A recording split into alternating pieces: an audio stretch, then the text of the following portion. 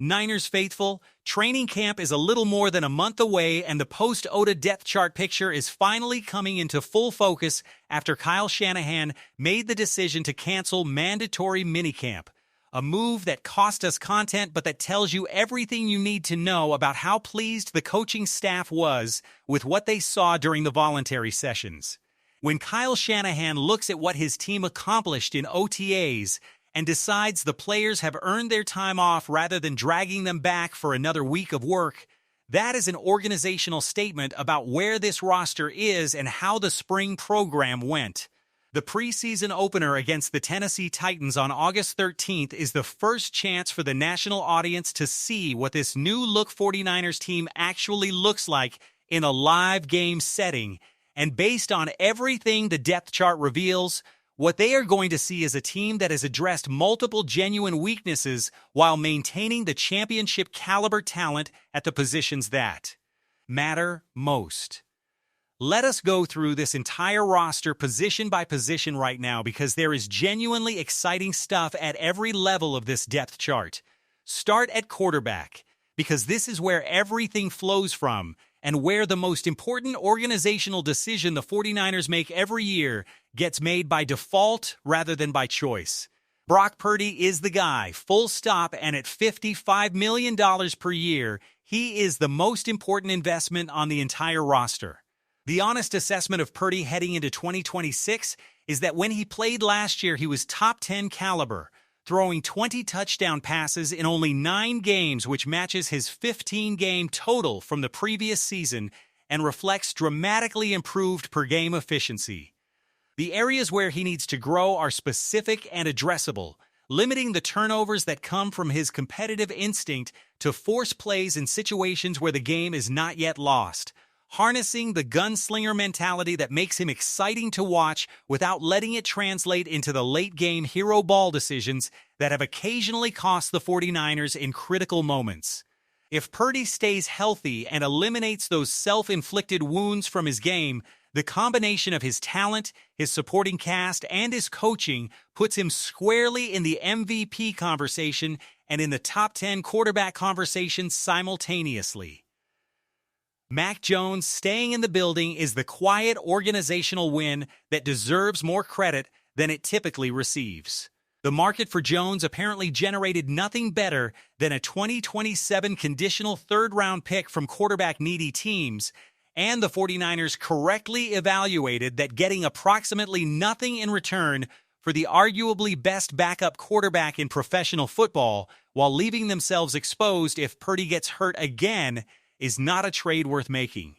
Jones proved in 2025 that he can win games in this system against legitimate NFL competition, and the peace of mind that comes from knowing your backup can actually play winning football is worth more than a mid-round conditional pick from a rebuilding team. Chris Rourke needs a strong training camp and preseason to make the trade possibility truly irrelevant. Because if Rourke does not demonstrate legitimate backup caliber play, the calculus on Jones changes regardless of what anyone would prefer. The running back depth chart is where the most interesting developmental storyline of the entire offseason lies, and it centers specifically on the question of who wins the RB2 role behind Christian McCaffrey heading into his age 30 season. McCaffrey carrying more than 400 touches last year while playing for a team decimated by injuries everywhere else was both a testament to his extraordinary talent and a genuine organizational concern about how sustainable that workload is for a back who needs to be functional and explosive when the 49ers are making their playoff run. Shanahan has talked about managing the workload more carefully every year since the trade and has never actually done it, but the addition of Keelan Black as a top 100 pick creates the most compelling internal pressure to finally deliver on that promise.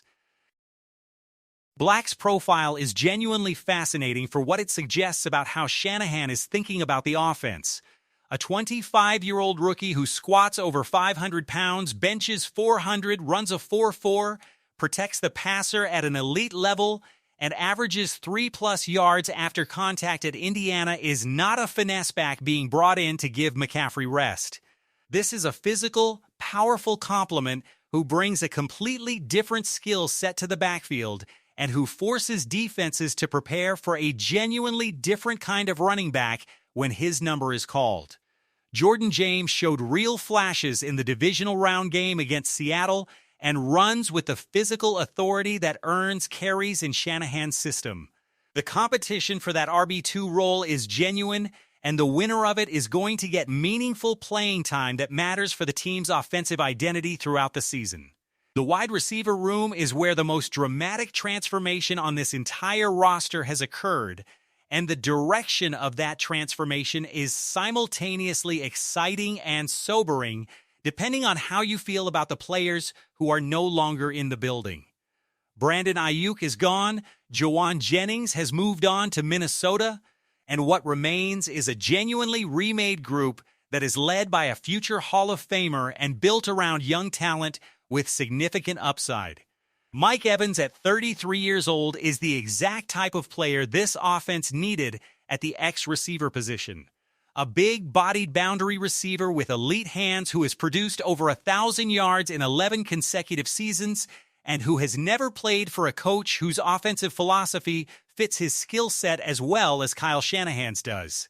The scheme fit is genuine rather than manufactured, and the expectation that Evans can have a standout season within this offense is not wishful thinking. It is pattern recognition applied to a receiver whose production has been consistent regardless of quarterback, regardless of supporting cast, and regardless of context. Ricky Pearsall staying healthy is the sentence that determines whether this wide receiver group goes from good to great. Because a healthy Pearsall who develops the consistency that was occasionally absent in his rookie season is a legitimate 1,000-yard receiver playing opposite one of the best possession receivers of his generation. Christian Kirk in the slot brings experience and reliability. Debo Shribling as the second-round pick at 33rd overall is the developmental player that everyone should be watching with maximum attention during training camp and the preseason. Because a 6'2", 4'4" receiver who blocks exceptionally well and can create separation after the catch has the athletic profile that gets wide receivers nicknamed in very specific and very exciting ways in San Francisco. Demarcus Robinson provides the veteran depth and the playoff experience that young receiver rooms desperately need, having made the postseason every year of his NFL career. The group is deep, it is talented, and it is going to look considerably different from what 49ers fans watched over the past 2 years. George Kittle's return timeline from the torn Achilles is the tight end storyline that requires honest engagement, because Achilles tears are the injuries that most consistently produce extended and unpredictable recovery timelines even for the most elite athletes. Starting the year on the PUP list is a genuine possibility that the 49ers have to plan for. And Jake Tonchus has apparently emerged during the spring as a legitimately good backup tight end with graceful hands and reliable catching ability that gives the offense real options if Kittle is not available early in the season. Luke Farrell needs to do his job, which is to block and leave the pass catching to people who are better equipped to produce in that dimension. The offensive line picture is where the most honest assessment requires acknowledging genuine weakness alongside genuine strength. Trent Williams at left tackle is as good as it gets at that position in professional football, and his presence alone elevates everything happening to his right. Dominic Pooney at right guard is developing along the trajectory that made national evaluators take notice after his rookie season.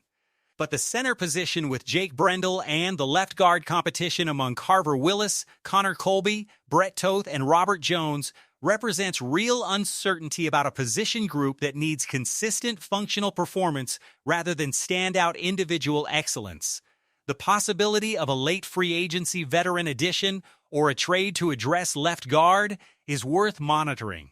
But the organizational philosophy suggests the 49ers are more likely to let the competition play out through training camp and the preseason before making any external additions. Raheem Morris taking over as defensive coordinator is the schematic change that deserves the most careful attention from 49ers fans who are trying to understand what this defense is going to look like in 2026. The 4-3 base defense and the wide 9 alignment remain the structural foundation, but Morris brings specific experiences and specific philosophical differences that could manifest in meaningful ways throughout the season.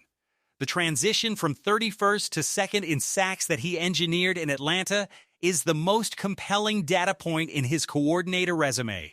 And the scheme familiarity between his defensive philosophy and what Jeff Ulbrich and Nick Sorensen ran in San Francisco creates a smoother transition than a completely foreign defensive system would require. The defensive front health situation is the factor that determines everything else about what this defense can be. Nick Bosa returning from his torn ankle and Michael Williams returning from his own ankle recovery are the two. Health is the storyline that should make every 49ers fan genuinely emotional, because watching this man play football is one of the great pleasures available to professional football fans, and having him miss most of last season was a loss that extended well beyond statistics. The observation about watching number 54 rather than watching the football is the most accurate description of what makes Warner so extraordinary to observe. Because his ability to be at the right place before the play develops means that watching him gives you a different and more complete picture of what the defense is doing than following the ball ever could. A Warner and Greenlaw linebacker combination that stays healthy represents one of the best duos at the position in the entire NFL, and the development of Nick Martin and the intriguing profile of 5th-round pick Jaden Dogger with his 80-inch-plus wingspan and former defensive back athleticism give the depth chart behind them more genuine upside than it typically carries. Diamador Lenoir making the Pro Bowl in 2026 is the bold prediction that the post-OTA evidence supports more than the national rankings give him credit for. Experimenting with him traveling with wide receivers and playing on both sides of the formation throughout the spring reflects a coaching staff that is trying to maximize his ability to impact games rather than simply using him as a corner who stays in his zone. His physicality, his ball skills, his speed, and his demonstrated ability to hold up against legitimate wide receiver competition all point toward a player whose national recognition has lagged significantly behind his actual performance level. The breakout recognition season may finally be arriving. The safety position is the one genuine vulnerability that remains unresolved heading into training camp, and the honest acknowledgement that having both Malik Mustafa and Jair Brown as strong safeties creates a positional redundancy problem that needs to be addressed through either a roster addition or internal development is the most important piece of organizational work remaining before the season begins.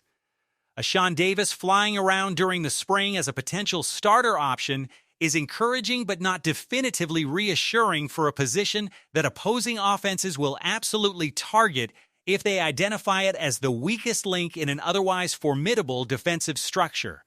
Eddie Piero's extension at 97% field goal accuracy last season is the special teams win that deserves specific recognition, because kicker accuracy at that level is the kind of reliable contribution that wins close games and that goes completely unappreciated until it is gone.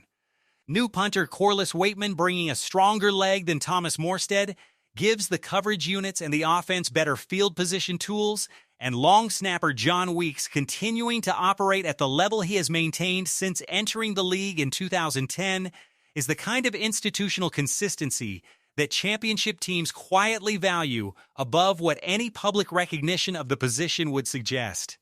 This 49ers roster heading into 2026 has genuine championship aspirations supported by genuine championship caliber talent at the most important positions, with specific and addressable questions at a handful of spots that training camp and the preseason will begin to resolve.